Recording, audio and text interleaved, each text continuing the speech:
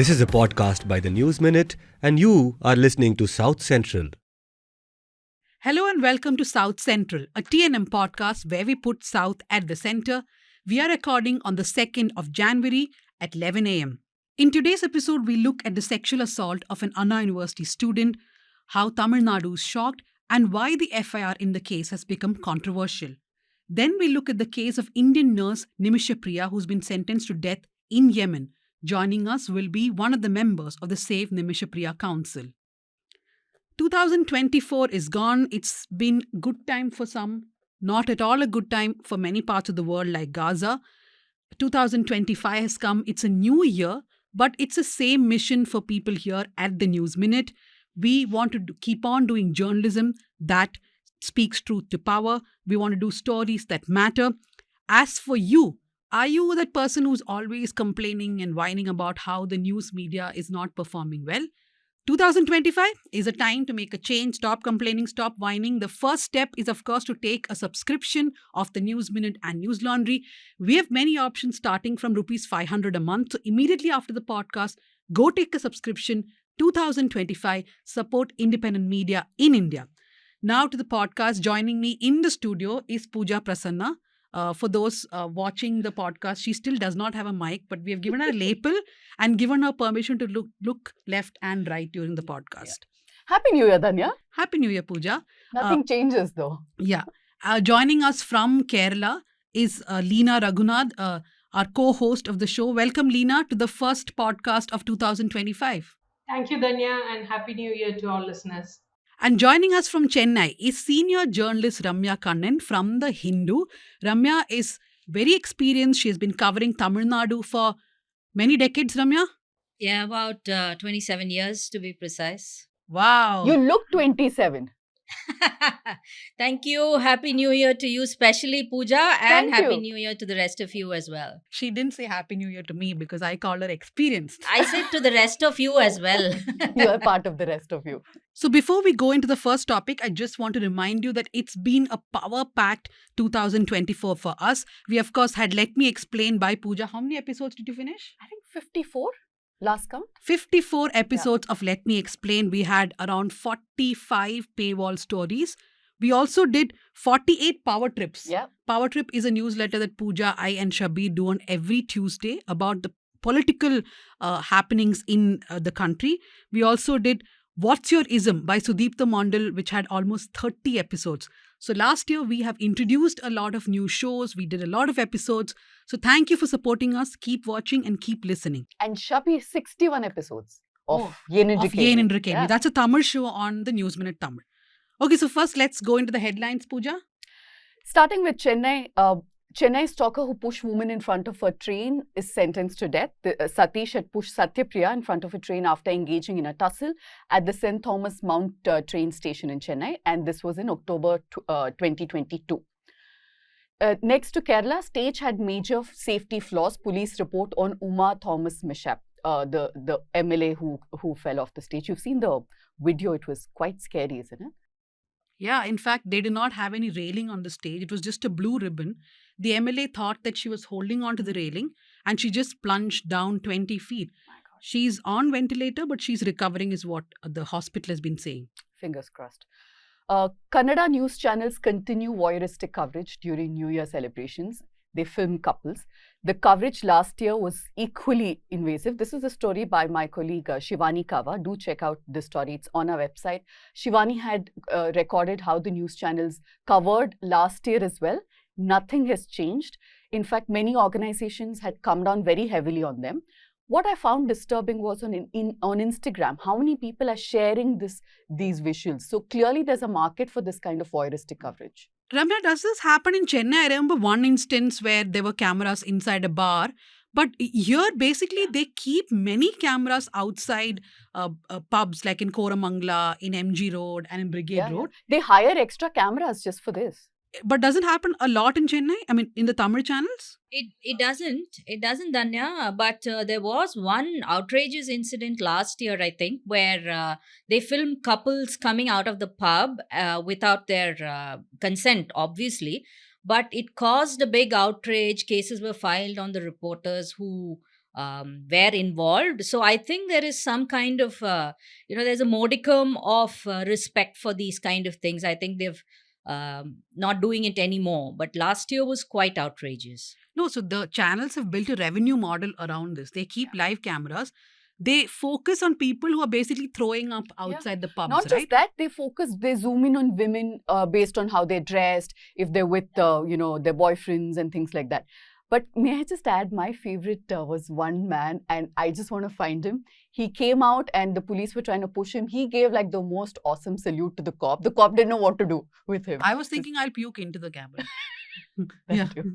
Chandrababu Naidu set to expand TDP base in Telangana to contest local body elections this year. That's an Economic Times story. Yeah, but I wonder what this will do if this happens to his relationship with Revanth Reddy, because they're very close. Telangana High Court wraps Hydra again for hasty evictions, questions proof of violations. Okay, so that's it with the headlines. Now we'll move on to the first discussion. We're going to be talking about the sexual assault of a student of the Anna University. The sexual assault happened on the 23rd of December when the female student, along with her friend, had been at the university premises. A man entered the university and sexually assaulted her. He also filmed her. On December 24th is when she filed a police complaint along with the university officials. On December 25th, the accused was arrested. His name is Gnanashekaran. The police are, of course, looking at whether he's done this before. Does he have footage of other students? So investigation has been going on in many directions. This case has become controversial for many reasons. The first, of course, the question of safety of people at a place like the Anna University. The second is the fact that the FIR in this case, or the first information report, was made available for public view. Was that because of a technical glitch on the website, or was it human error? That's also being probed. The third is the language used in the FIR. The Madras High Court has come down heavily on the language used in the FIR and has asked cops, why did you have to write all these things? So we'll go into that discussion first. Ramya, when this story alert first came on our reporters group, what struck me is that this happened in Anna University. And that was shocking. So I immediately told the bureau that this will become a huge problem because it's happening within the city, inside a university campus, and people are bound to be shell-shocked. Yeah, absolutely, Dhanya. I think, this is going to be an index case. Whether we like it or not, it is going to be an index case that will set the future, both in terms of reporting as well as police procedure. So just imagine you are in an institution that you feel safe in, and the violation happens within these safe cloisters. I mean, men and women, people derive a sense of ease from being in these places that they're familiar with. And then this, huge sort of violation happens on campus. I think it's sexual assault, which is egregious, but I think it's all the more egregious because of the manner in which it happened and the place in which it happened. So, while we talk about the safety, I think that's very important. I think, these are all large, sprawling campuses, educational institutions in Tamil Nadu, I'm sure, even in the rest of the country, have large, sprawling campuses with vegetation and all that. But nothing can be an excuse for the manner in which this girl was treated by a stranger who trespassed into her land, her area, the area she feels safe in, and then, assaulted her, sexually assaulted her. So I think no administration, no government, no university official can hide behind the fact that this happened in a remote location within the campus. Every corner of that campus must be safe for all students, both men as well as women in that studying in that college. So that's as far as safety goes. The FIR issue, I think, again, this is not the first time that we have been looking at media that have revealed the details of the victim in a sexual assault. That has been happening at regular intervals. The one thing that I like about this case is that it has become such a huge hue and cry. So the government has, the cops have filed cases against a couple of, reporters or news organizations whom they had proof had revealed the details of the FIR. The truth is that many people had access to the FIR. It's not a crime to have access to the FIR, because that is how crime reporting works. We need proof that a certain thing happened, a certain complaint was filed, and it was taken down in writing. But the fact that allow personal details, identification details of a victim of sexual assault to escape into the mainstream, I think that is something that we cannot afford to do even one more time. That's just not acceptable. Yeah. So, something that struck me, which Ramya said, that the university is a place where everybody should feel safe, whether it's men or women, right? And it's all the time. It's not like the safety has to be till 6 o'clock or 7 o'clock. And after that, we cannot extend safety, because why are you there after working hours? It's almost reminded me of what happened in Kolkata, where again there was a lot of outrage because the person was sexually assaulted inside a campus where they're supposed to feel safe, right? Inside the hospital. But Tanya, let me come in there and say this: that the kind of outrage is always proportional to the harm on the woman who has been assaulted. Like if you take the Delhi assault case of 2012, which we know as the Nirbhaya case and RG Kar case, it is because it led to the death of the woman, and it was so gruesome. Some of the details that happened there, the kind of outrage was national. The kind of changes that brought it about, or the kind of interventions from state and police were more more had more of an effort in them. Whereas when the assault is doesn't end up in a bodily harm, we always see that somehow in a 1 week, in a 2 week time, it is forgotten and it is taken back to a place where people have an amnesia regarding the incident. Even in a campus like JNU, I remember when during my Delhi years that there used to be assault cases like this. Some of them, I remember where the victim didn't want to even complain of this assault and want to just bygones be bygone, because it is inside a campus and like Arjikar inside a hospital where people who are studying, people who are working, supposed to feel safe, but these environment doesn't allow them the liberty to be out in the night or late along with a friend of theirs, and all of those freedom that the women enjoy are used to victim blame them at the end of the case. So that victim blaming has been going on in this case also. In fact, I did watch a couple of Tamil channel interviews where the anchors, we have to give them credit, they were intervening and saying that don't use this language. But I saw a senior counsel, I cannot remember his name, therefore I'm not using, but he kept saying that he actually said she should have been sexually assaulted.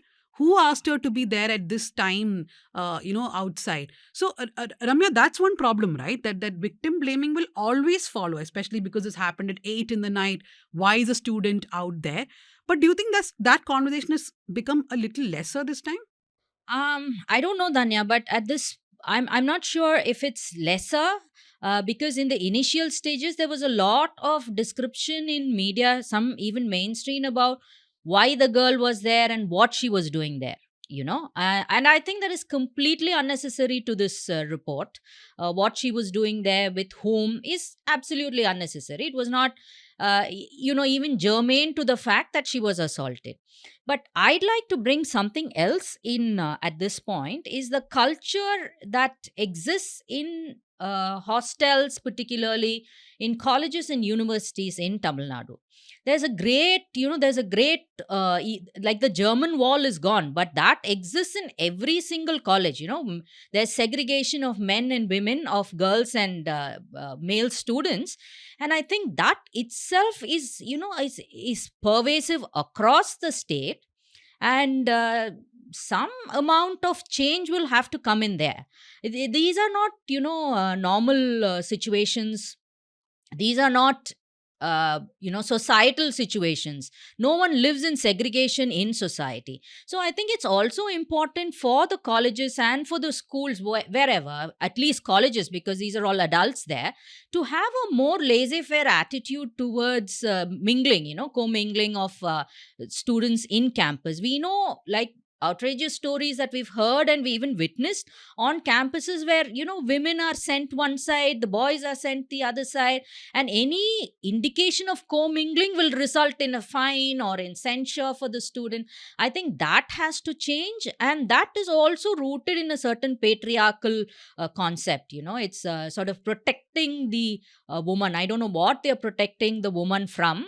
They're protecting the woman from the true ways of the society. I don't think that's protection at all.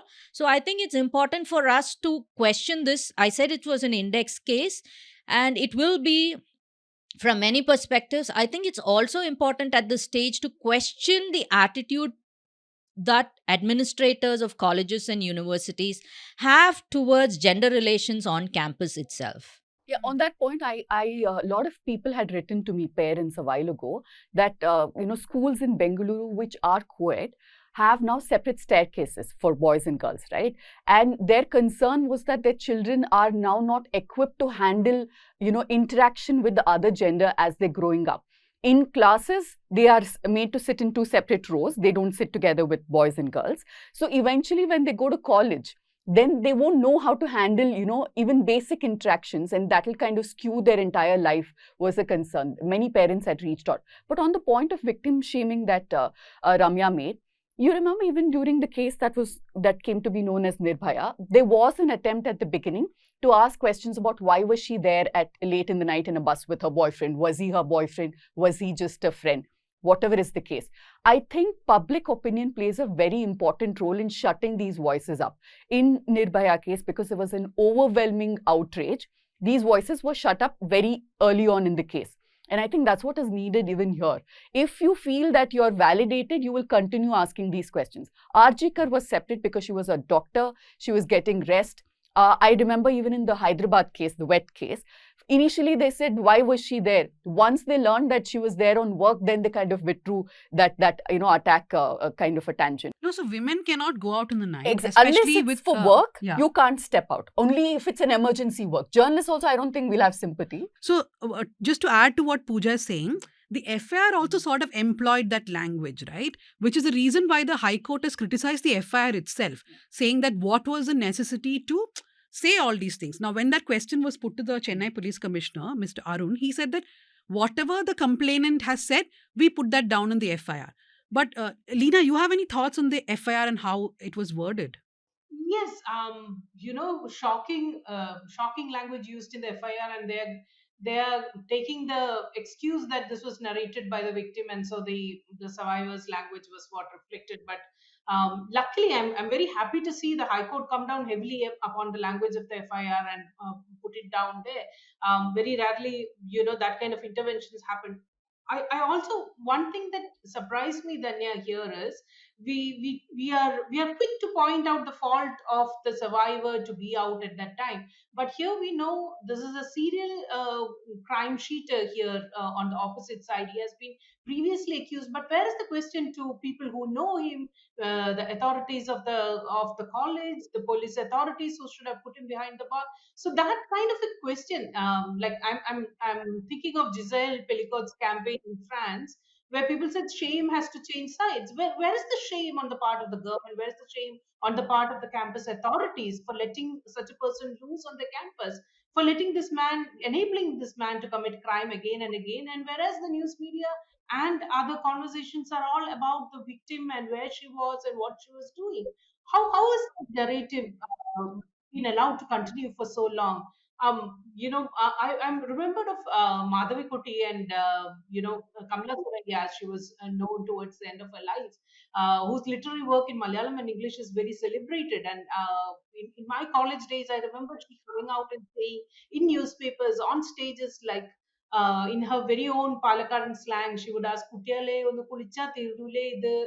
She would say that, kids, won't this just end with you getting a bath? Why should this be dragged on beyond that? So the, what is this victim blaming and shame that that is put on the survivor, who has bravely gone to the police and brought this case into attention, whereas I see no such victim blaming on the other part where it should be resting. I just want to jump in because, Danya, you started saying that 2024 has been a year of good things and some not so good things. But I think one of the, signal moments of 2024 was the Giselle Pellico judgment. I think there is so much in there, and she is like an icon for the world today for women. And of course, like Leena said, I hope that, one shame will shift, but also, the way we approach victimhood itself will change, uh, perhaps in future. I mean, that's the hope that one has. I think it could start with changing the mindset that if women don't behave a certain way, then there are certain liberties that can be taken, right? On them. On them. Mm. So and it comes, back to the fact that if it is unsafe for women to go, why are they heading out? Unless you absolutely have to. If you're a doctor and you're saving lives, maybe you can be out at night. But if you're just coming back from a friend's house, what is the need for it? Come back home before dark. Maybe it can start in all of our homes and then go out. I think even with the police, right, Ramya, like I want to come back to you on what the police commissioner said, that they just very loyally reproduced what How the many complainant times do they said. do that, Dhanya? Yeah. So I want to first understand whether the police follow this all the time. And though we can't, of course, say there was a specific word which the FIR used also to describe the girl and her friend. So I think that change also has to come from the police. And what did you think about the police commissioner's version? Yeah, I think, Danya, I think that's something significant. I've actually been very conflicted right from the time we actually saw the FIR, which was way ahead of, when these things broke out in the media. So I've been very conflicted about using all those terms, even if delivered by the victim herself in the FIR. I mean, is that the procedure to be followed? To me, it seems like a big violation, because you know that this information is going to go out. You yourself are sending it, either concealing the details or not concealing the details. You are sending it to reporters across. Is this level of detailing necessary? Or do we think of another process? Is there a possibility wherein we don't release the FIR, the police takes a conscious decision not to release the FIR per se, because clearly we cannot depend upon the sagacity of media houses themselves to not publish this. So is there a via media where the police can then selectively issue a précis form of what was in the FIR, leaving out the details if they think that it is essential for police procedure to record those details? No, but If Ramya, that's what has to go on the FIR. no, but I sort of disagree with that. I'll tell you why. Because the police may or may not leak the FIR, maybe like a human error, technical glitch, whatever way the FIR comes out via the police, right? In that, like you're saying, let us say that the police tries to not give details or whatever. But the FIR can also come from the family. Yeah. In many instances, we do not get the FIR from the police. The media, when I say we, I mean the media. The media, in many cases, gets the FIR in sexual assault complaints from the victim's family, because the family wants to put out their version, right? So I think the onus has to completely rest on the media here, where if you get the FIR, you will not put out the identity of the survivor. And by identity, I don't mean just that you withhold the name, but you say everything else about the survivor. What is the point if you say, okay, she is the editor of the News Minute, and you don't put her name out? You know who the editor of the News Minute is. So I think that is the problem, that people think just withholding the name is enough. You can, like, for example, while we were editing our first story, Nandini Chandrasekhar, who's one of our editors, she told me that we should remove which class she's studying in and which course, because that again is an identifier, right? So when the reporter wrote it, she immediately removed it. So in none of our copies, and I think a lot of the newspapers also, the English newspapers that I read, they have not mentioned which class she's studying. That's very important, right? In POCSO, you cannot even say the locality they live in, their neighborhood, their class, school, nothing. So I think the onus has to be on the media. I have another fear. When you give that kind of power to police to redact, this will be misused. This is another form of censorship, which you don't know. They may choose to withhold information in favor of, let's say, accused when they're powerful. So I think the onus, like you said, should be on media and book media houses when they go against. Like in Prajwal Revanna's case, most of the FIRs came from the family or from activists who were working with the family, because it became very important to actually put that story out, right? It became really important that people know the details. And I also think that there's so much of thing about FIR, why did you put out? Because this man is supposed to have links with the ruling party, the DMK. There has been a lot of confusion regarding that. I just have one small thing to say, like, you can be a political party with 1 crore members or 2 crore members. You are not responsible for the behavior of each person. You cannot be like, I can't be responsible for 40 people who are working in the news minute, including Pooja.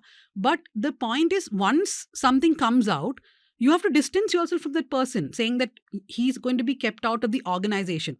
I think this is what we repeatedly see, right? Schools, colleges, even if a teacher is accused of sexual assault, immediately they will think that it's the organization which stands at fault, right, Ramya?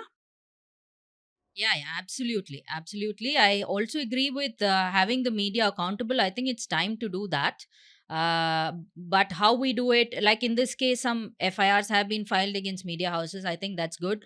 They have to chase it to the logical conclusion. There has to be a deterrence from publishing these details on the public forum. So, yes, that. Yeah, and if, like you said, we can't be responsible for everyone who's on the team, particularly political parties who have vast cadre that they probably don't even keep count of. But if something like this comes to the notice of the management or the higher authorities in the party, the high level committees, then I think action should be taken against the offender, never mind who he is, what he is. In many cases, I remember cases of assaulting the wife, domestic violence. The husband has been removed from the political party. In some cases where there was scuffle over biryani, buying biryani, if there was a political party member involved, he was removed. There have been cases where this has happened. In this particular case, however, it's all very strange, because this guy, the accused so far in this case, Nyanasekaran, is still languishing. I won't call it languishing. He's in hospital. He's not yet been jailed, because his hands and leg, he suffered some fractures as part of the, at least we got those visuals of him sitting in a car with his arm and leg bandaged. So he's still in hospital, is what we hear. That's the latest information. So why is action not being taken upon him? For me, this is a big, would it not have been taken upon someone else who was less connected, maybe?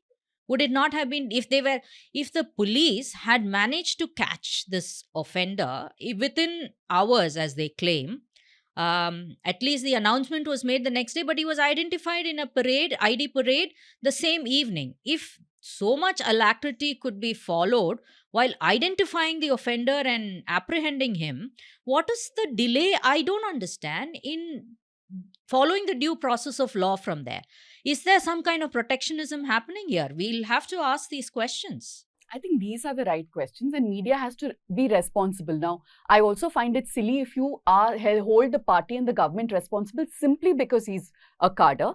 We shouldn't go by just what opposition says and say resign because he's your cadre, but ask these kind of right questions. And not only that, though I said that a party or anybody cannot be responsible for everybody who works, the one thing that we can ask as the media is, did the fact that you are in power empower that person or make that person think that I can get away by doing anything, right? That's the message. Set an example. That's the message which a party or anybody should not give to people within their system, that you can commit crimes and we will then shield you. Yeah. So one other problem I have is that there is a deliberate confusion being created that you cannot report on the FIR itself. So that is why we have gone and asked Justice Madan Lokur. Pooja is going to tell you what Justice Madan Lokur said. For those unaware, Justice Madan Lokur, a former retired Supreme Court judge, he is the one who penned the Nipun Saxena case judgment in 2018 along with Justice Deepak Gupta. This is a judgment in which the Supreme Court laid down very clear guidelines on FIRs not being made public, and even if it is, then the media should withhold the identity of the survivor. Now, before I get into so the conversation with Justice Madan Lokur was had by Nidhi Suresh, and one thing I want to put on record here is that none of our reporters downloaded the FIR. right? Now, Nobody even if in- they did, even even if if they others did, did. yeah, there are 3 other journalists from other news organizations who did, but nobody from TNM did that. That's number one. But this is what Nidhi asked Justice Madan Lokur, that in the Anna University rape case, the police uploaded the FIR on the site. It became publicly available by a view by a tech glitch or by human error, whichever is the case. Now, a few journalists did download it. Her question to him was, is downloading the FIR in itself a crime, which is what it's being made out to be. He says that he doesn't think downloading it, an FIR is a crime. But that said, in this case, you have to be careful in revealing the name, which is what we've been talking about, because that is an offense. And you can download the FIR and redact the name and the particulars if you're going to use that in your coverage. The second question was on if there is any ban or bar on such reporting based on FIRs in rape cases. Is if the media houses does not give away the name or the identity of the survivor. He says there's no ban or any kind of bar, and also because FIR at the end of the day is a record of all the allegations made by either the informant or the complainant as well.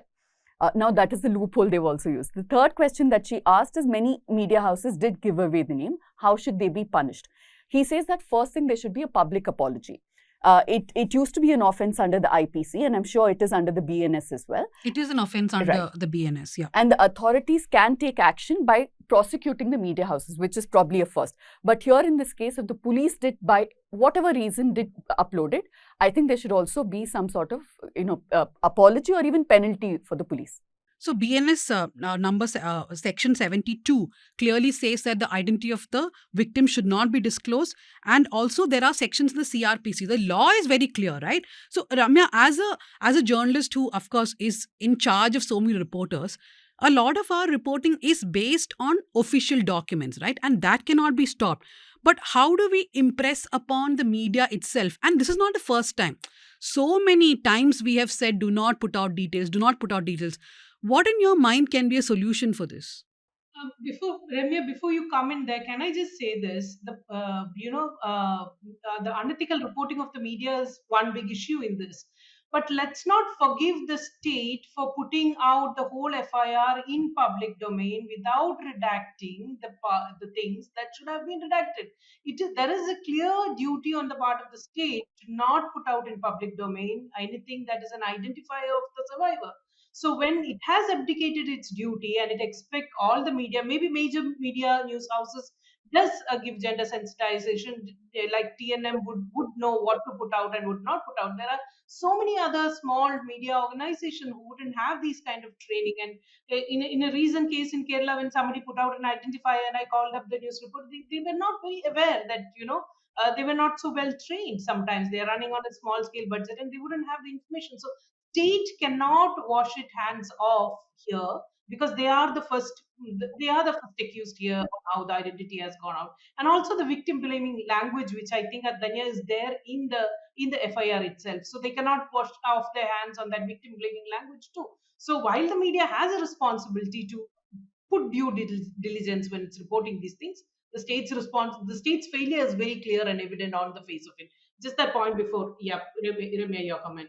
No, my question is that, okay, we are placing the blame on the media, and rightly so. But assuming that this was made public and somebody picked it up on social media and spread it, so the state, like Leena said, should be first held responsible, isn't it? No, there are so many cases, right, where social media will take up justice Yeah. for a woman and they will just put out the picture. I also want to add, I was reading the Nipun Saxena judgment where they suggested that the police can start giving, like not giving the real names, but use a pseudonym for the victim itself. But that I don't think the police follow anywhere. Leena, let me also add one question since I'm the only one who has not asked you a question yet. So the thing is that how significant is an FIR to the entire legal process itself? Because in this case, the commissioner has gone on record saying that this is the voice of the victim and we have recorded it as it is. So is it important to record the finer details in the FIR itself, or is it a part of the later process of law that kicks in? FIR, as we know, is the first information report, and the first thing that we have to kickstart an investigation into the process. So while the whole narrative of the victim has to find a place accurately in the FIR, I believe that we cannot in any way tell the victim not to withhold any part of the information. But if the language is victim blaming, I think it is not the language of the survivor, but it's the police language. We often know how these FIRs are filed inside police rooms, and how what are the practices that they adopt. So I don't think any survivor would use a victim blaming language on herself, on their self. Um, but yeah, redacting any part on an FIR while it's being lodged to withhold any part is not something that, from my experience as in the public prosecutor's role, I wouldn't recommend that at all. It should be an honest and pack in as much information as possible to direct it to and then of course later the statements can be added, investigation reports can be added, and all sort of things can be added on top of that. But often, one of the strongest document used while prosecuting a case is the FIR itself, and then the second comes the charge sheet. So, but in many FIRs we have seen when it has become a public document, the police have redacted portions of it. The state has redacted portions of it and put it up. Where FIR should not be withheld from media in any case. I believe that it's an important, vital piece of information for media to do the kind of reporting it should be done. So I'm not in favor of FIRs being withheld, but to identifiers that reveal the identity of the survivor, or that hampers the investigation if the culprit is not nabbed, if there is clear cut information on where he can be found, or any identifier of the culprit that the police is in lookout for. Of course, those things can be withheld from the public for a certain amount of time that will aid the investigation process. And state cannot be forgiven for being so careless about putting those things in the public domain.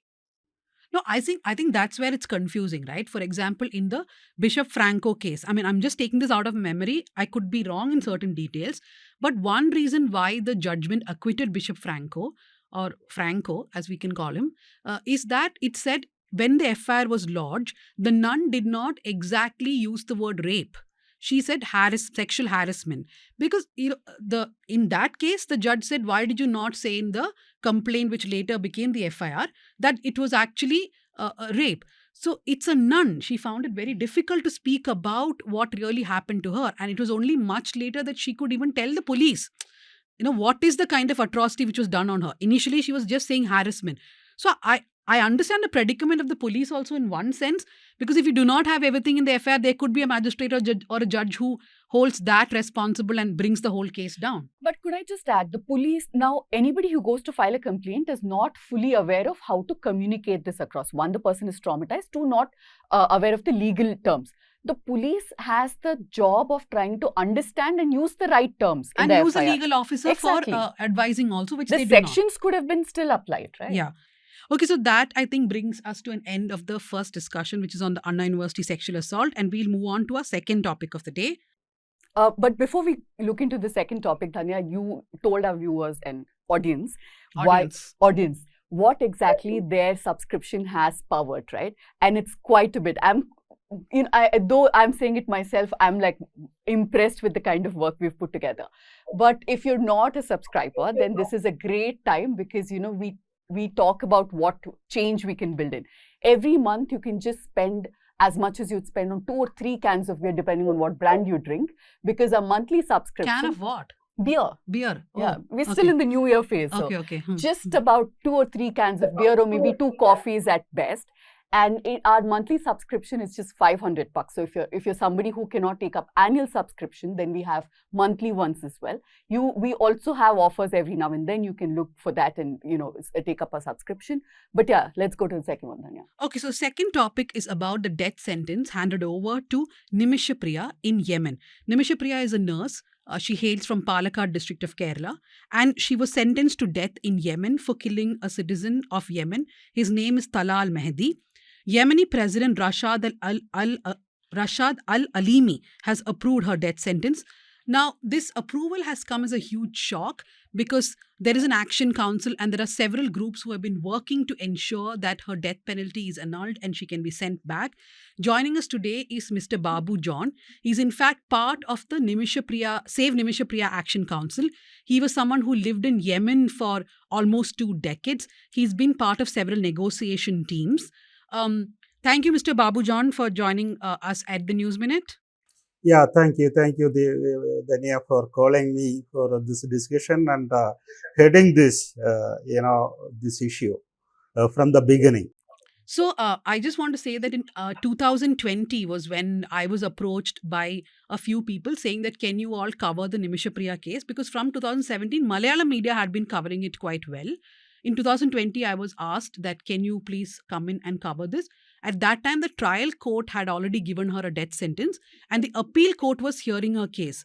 So from the time the case was in the appeal court, I had been trying to reach Nimisha Priya. She had a phone in her Yemeni prison cell. Only after the appeal court actually said yes to the death sentence could I finally manage to speak to Nimisha Priya. I still remember it was in 2020 August. We spoke to her first, and she narrated her entire story. The reason why they had actually approached us is because by then a lot of Malayalam media was reporting that a Indian woman kills her Yemeni husband and therefore she gets death penalty. So for a lot of people it's like, oh, she has killed him, so why can't she get the death penalty? So we were asked to put out her version of the story as to what really happened. So this is a woman who goes from Kerala along with her husband to Yemen. It's a very difficult country to be in, but imagine they do offer better perks, better salary, which is why a lot of people do end up going to these countries. So Nimisha Priya was there along with her husband. Her husband and child had to come back because they did not have enough money. In 2015-16, Nimisha Priya decides that she has enough experience. She should start a new small clinic, which is when she goes to this Talal Mehdi, someone the family knew. Because in Yemen, to start any business, you have to have a Yemenis partner. So this man said he will partner with her. But eventually, what Nimisha told me is that she did not need his partnership because another man came forward and they started the clinic with him. I remember she sent me the picture of her clinic then. But what happened without their knowledge is that this Talal Mehdi also registered himself as a partner. The documents were in different languages. Nimisha Priya did not understand. And this guy was a friend, so he would come to the clinic all the time. But soon he became abusive. He started taking her money. He started physically assaulting her, sexually assaulting her. He even took her passport and he sort of kept her in his house. That is when she got advice from somebody that give him a sedative, when he's sleeping, you take your passport and you run away. So, what she told me is that she gave him one shot of sedative, but it did not work on him because he was already high on drugs, which is when she used a second shot of sedative, and that unfortunately killed him. So, another nurse who was there along with her chopped the body. She's also a co-accused in this case, and she got life imprisonment. And they dumped it. So that's the case against Nimisha Priya. But for many years, the Action Council, Mr. Babu John, has been working to get her pardon. What My first question to you is, what are the options now before us? Because you all have been trying to talk to the tribes there, right? What are the options before us now? Yeah, thank you, Danya. Before answering your direct question, I would like to express my all gratitude to you because you are the one first approached me through one of your reporters, I think Neetu from Cochin. Yes. She told me in 2020, August 19th, I remember the dates. She told me there was a case like this and Danya wanted to speak to you. So that is how I also came to know because I left Yemen in 2015 during the war after saving, hundreds of people, more than 200 people were staying with me in those days, March 27 to April 9, 2015. And, I was participating in the evacuation, process that was headed by Indian government. So that time Nimisha was there. She didn't come back with us because she spent a lot of money, more than 50 lakh rupees to start this business as a clinic. Then, when Dhanya and team informed me about it, I was already that time in Dubai. And then I also approached on my way to contact Nimisha in jail, and there is one Samuel Jerome, a person from Tamil Nadu. He's already there working in an airlines. I approached him, and that's how I came to the picture. and by that August 2020, by 23, 24, like that, after a week, within a week, uh, I ended up in communicating with several friends of mine across the world. Then we constituted the International Action Council, having around more than 80 people. And the first meeting was held in September 3rd of 2020 to save Nimisha Priya. That is the beginning of the story. Now I'll come. Thanks, Dhanya, for taking initiative to this mission. I always remember and tell everybody that this is Dhanya who approached me or took this incident to my consideration, and we forwarded from there. Now, coming back to your direct question, now what we can do, right? Now what we can do, being the president of Yemen, put signature for consent of the execution within 1 month time. Still, we have a hope that if India government, everything is with India government. If India government strictly involved in this immediately, we can have a hope of saving Nimisha again. Because as per the Sharia law, which is prevailed in Yemen, the law admits and allow the sentenced person to be free if the family pardon him or her. So now we are approaching from 2020 itself. We knew that going to the court is not going to make a difference, but it was a buying time for us. So from 2020 to now it's 25, Nimisha is living even in the jail because of our group efforts. And we were asking the government of India to appoint a lawyer because of Nimisha was not getting legal aid during her trial. So that we have succeeded to persuade the Indian government to appoint a lawyer, Yemeni lawyer, and that lawyer filed a appeal petition in the Supreme Court of Yemen, and that was going on until last year.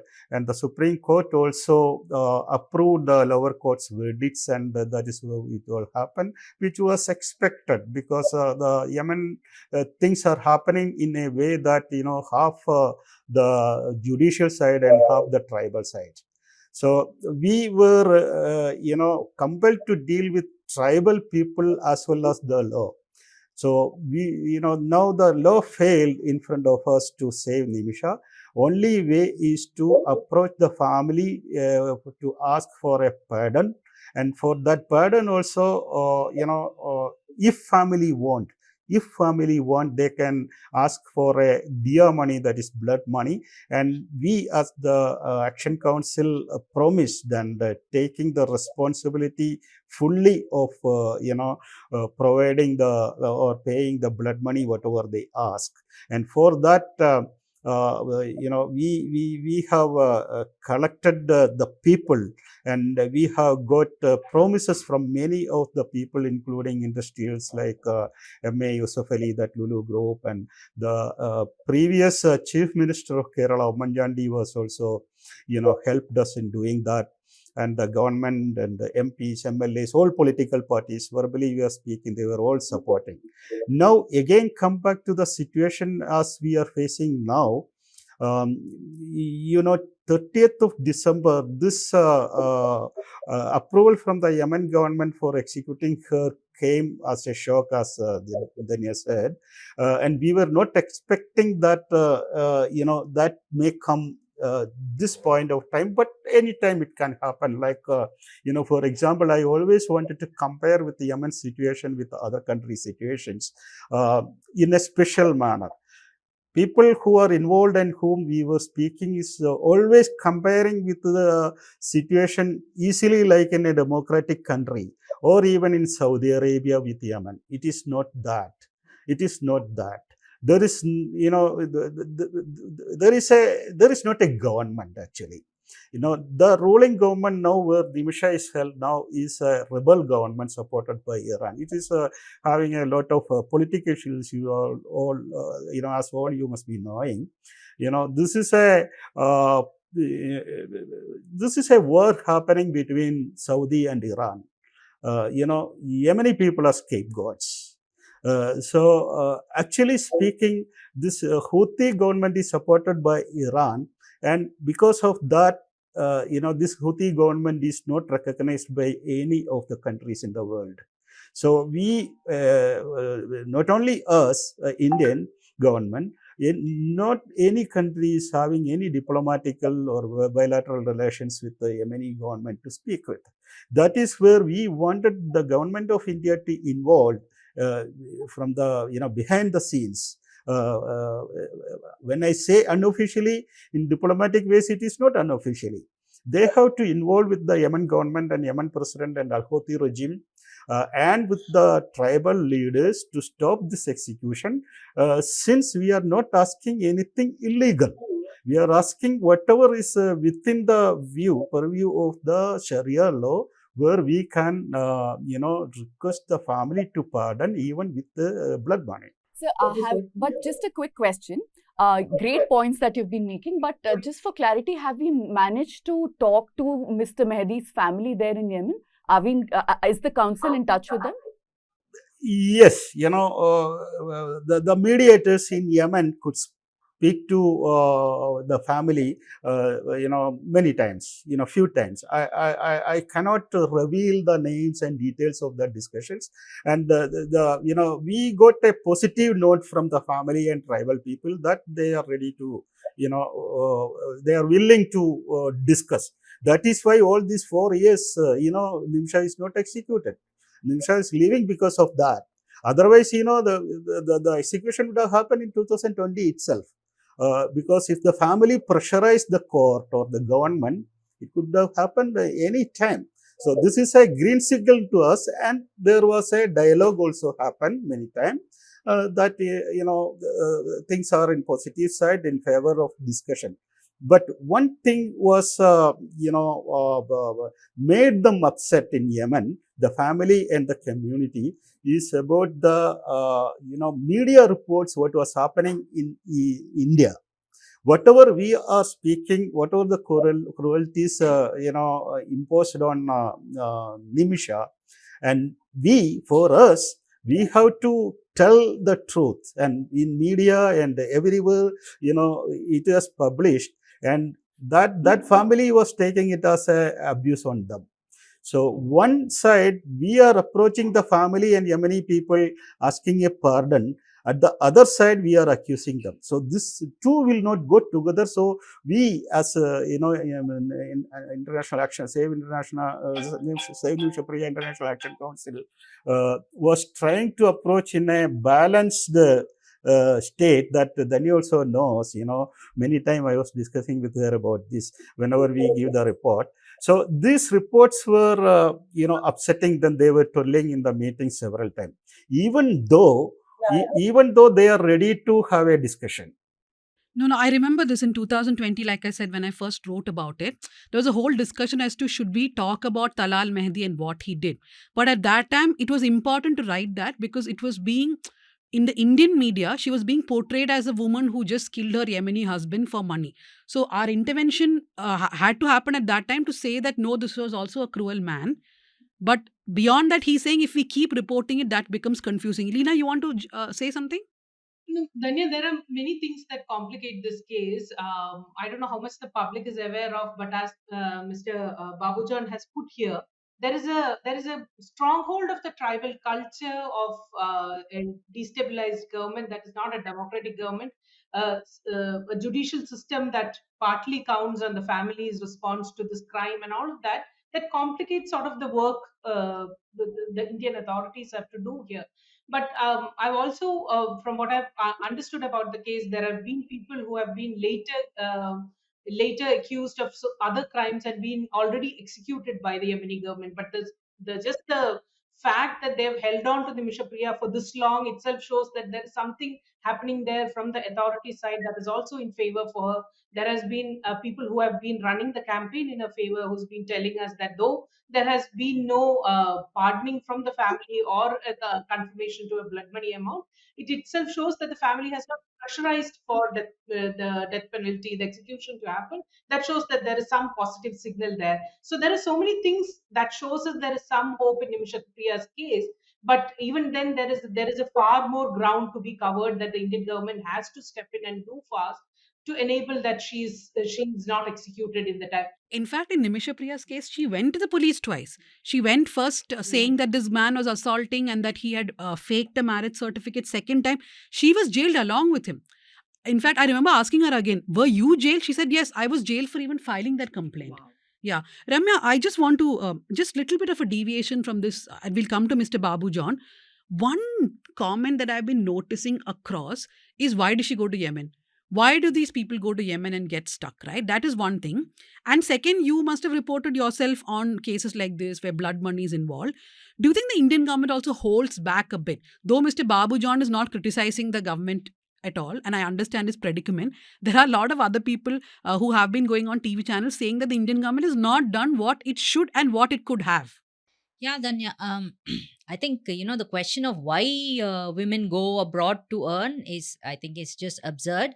If you look at if you look simply at Kerala's foreign return, just the amounts, it's very clear that that state makes its money abroad. So there is no point in questioning why did she go. Are there enough opportunities? These are not questions that we ask today. This has been going on for the last 30 years, if not for more, in a very, very organized manner. So we had the goat life recently. Adajivitam was another sort of exploitation. It's a story of exploitation of immigrants. So I think like Mr. Babu was saying, that you had an important role in demystifying this whole story and putting it in the context of an immigrant situation. It's not the same as a citizen situation. She is an immigrant and she's a woman, and therefore it's not a level playing field. It definitely is loaded against the woman, the victim in this case. Of course, yes, there was a murder, and one is not condoning the murder, but one reads the circumstances of her life into her story. I think that's very important. And yes, in this case, I think the Indian government must, take a bolder step. It's possible, I think, with intervention. Today, India is a world leader. There are nations that listen to India and that are paying attention to what this nation is saying. And I think we must use our increasing clout in the world, perhaps, to bring our might to this case and probably get some relief for Nimisha Priya.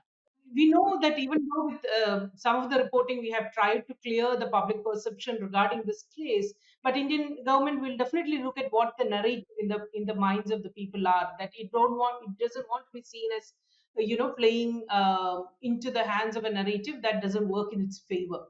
So I think increased media reporting and attention to clearly outline what the Nimisha Priya case is and how she was a victim of her circumstances is very important, and that continued reporting and sustained pressure by the media is very important for the Indian government to make the right intervention at the right time in this case.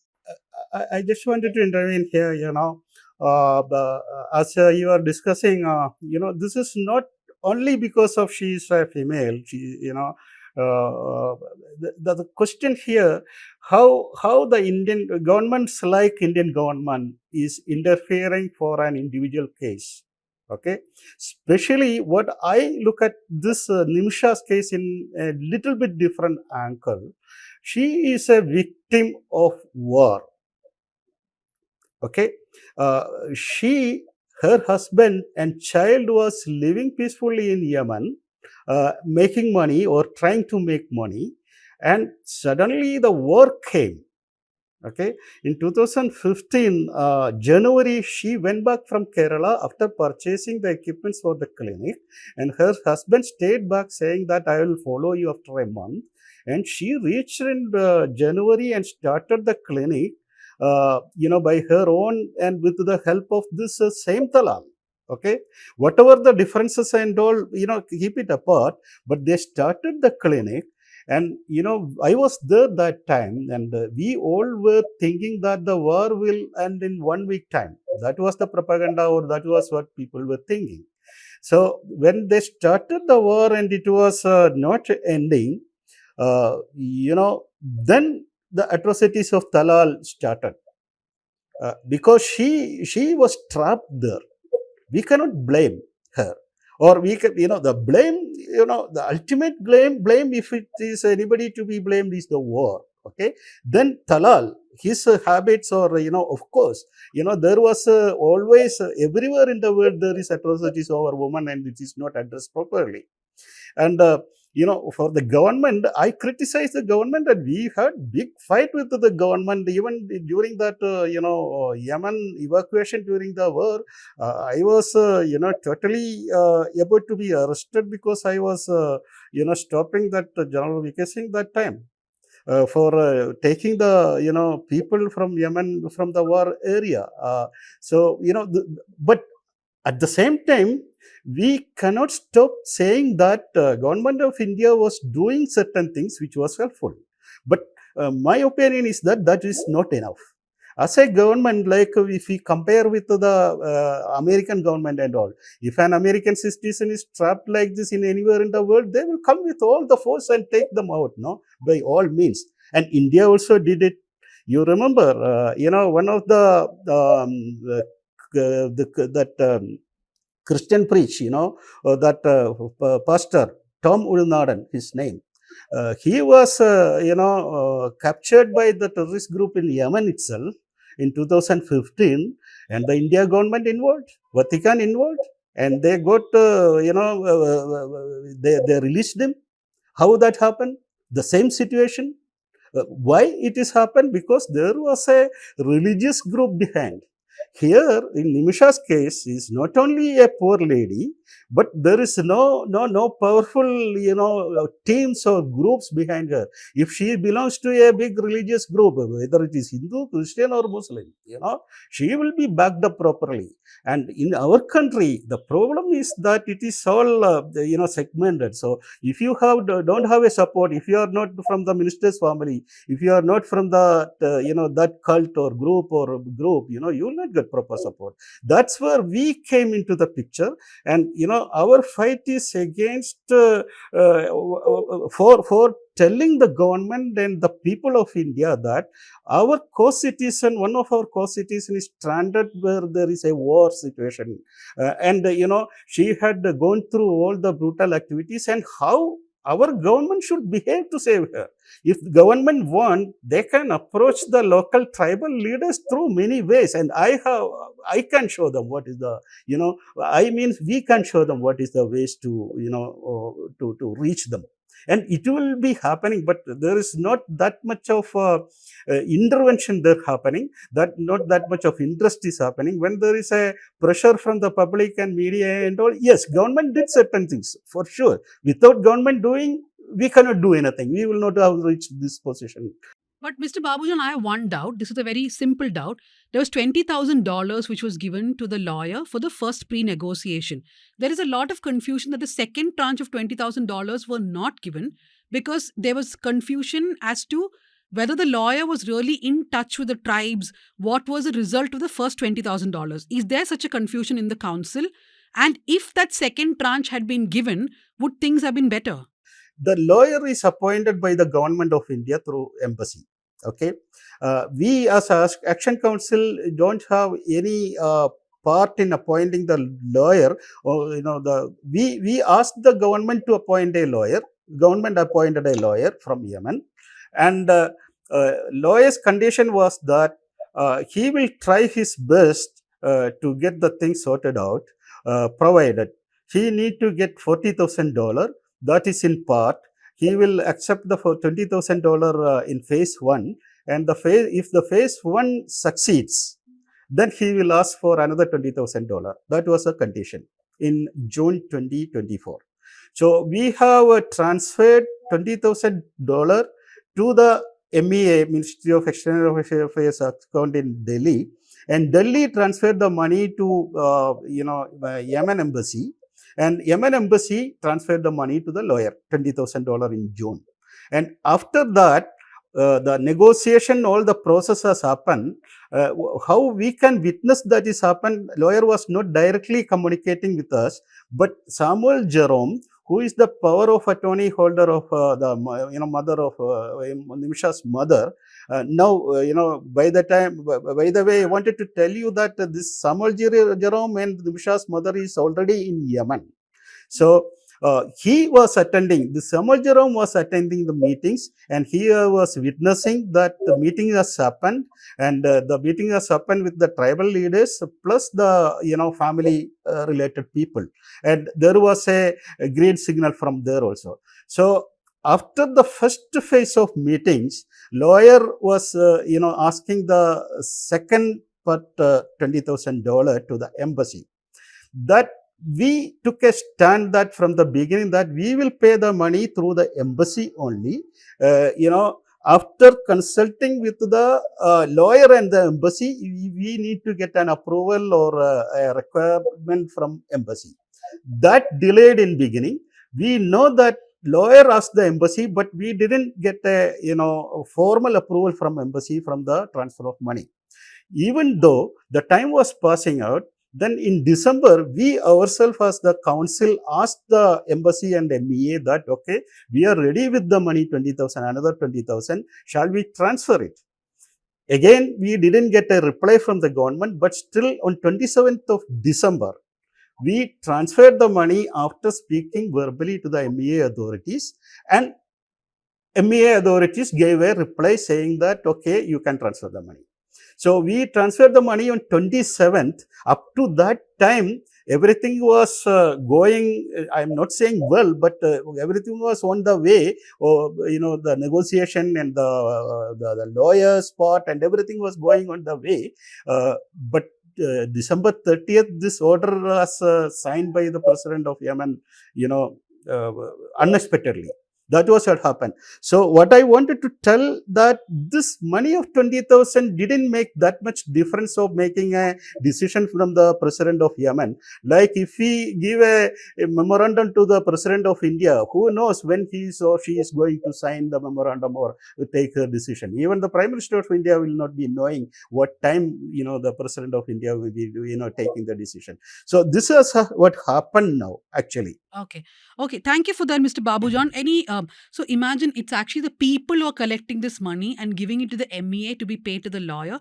Any final closing thoughts, Ramya, and then Leena?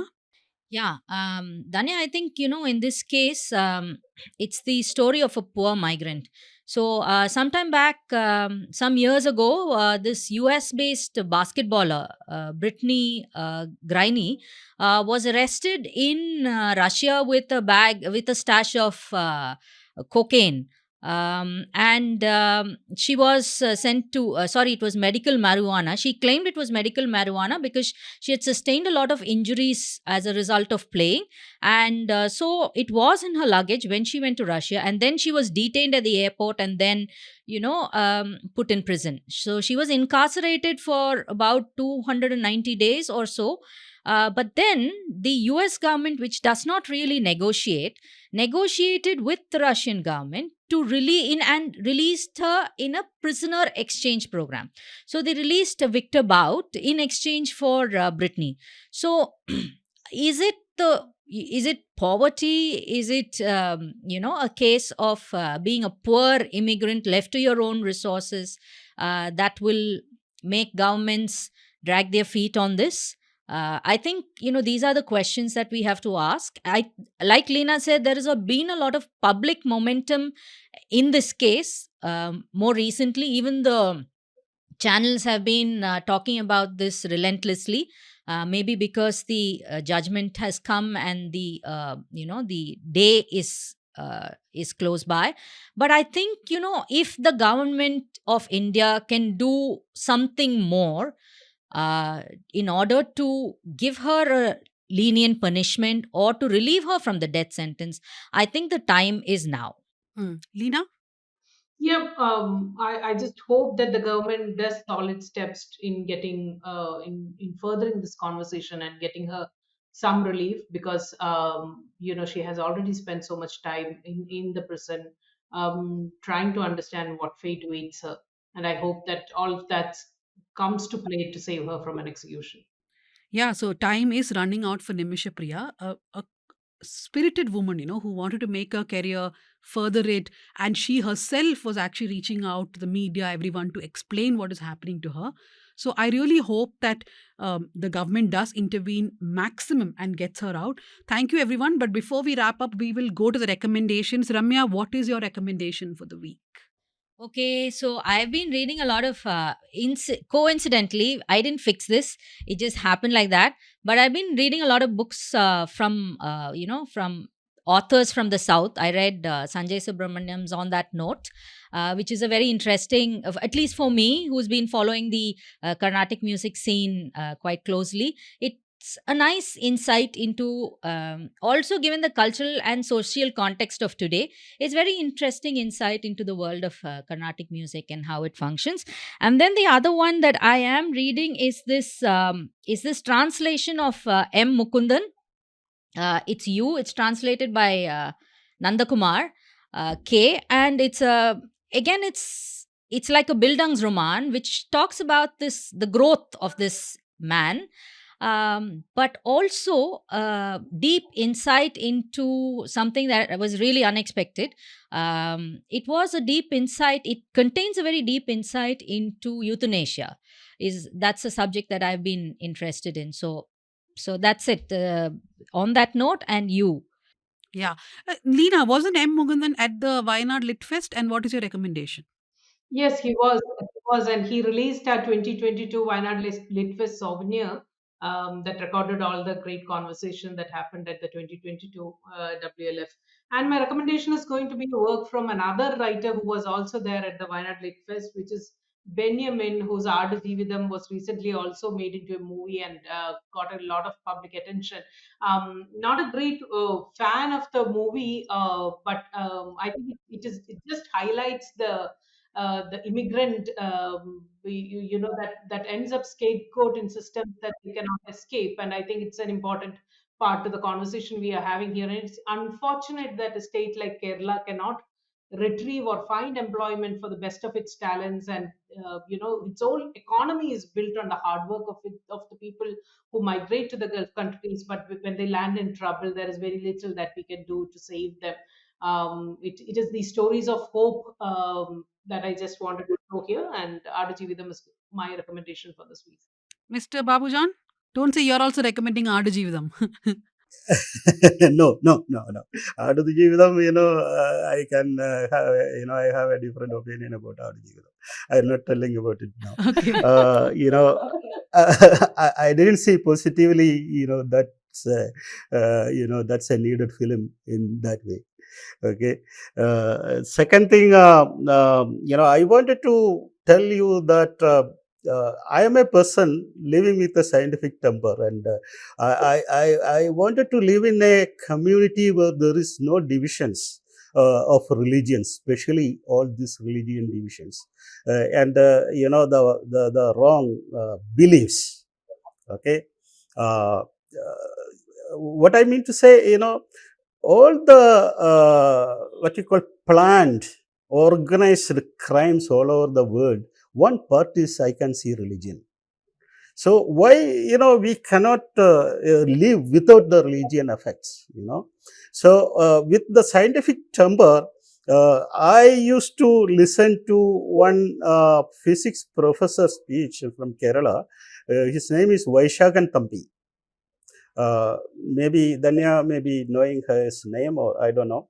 Vaishakan Thampi, and a group called Essence. I'm not a Yes. follower or a part of Essence, but this Vaishakan Thampi especially good to listen and to understand the scientific things behind most of all the doubts behind how and why we are manipulated, why we are manipulated by the community around us. It's a going around circle. but we have to come out of it. And I wish to live there. I'm saying I wish to live there. I am living with my family like that. We don't have religion.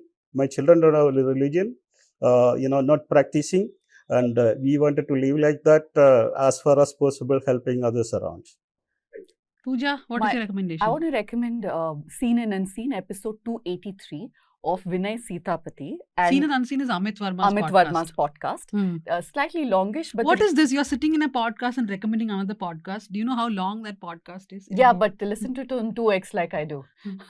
But the reason I'm recommending this, it's about the forgotten greatness of P.V. Narasimha Rao, and BRS as well as the Telangana government, Congress government, they've been asking for a memorial and all Bharat Ratna to P.V. Narasimha Rao. I thought it's a good time to listen to what he's done. So about Essence, which Mr. Babu John was talking, we've written a lot about it. And there's been a sort of split also in Essence.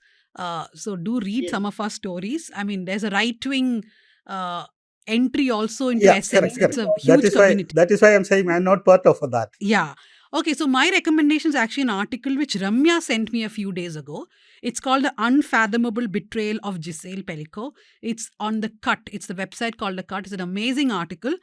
Please try to read it. So that's all with recommendations and the first episode of South Central in 2025. Me and Pooja have already told you, start your year by not whining or complaining about the state of media. Start supporting independent media.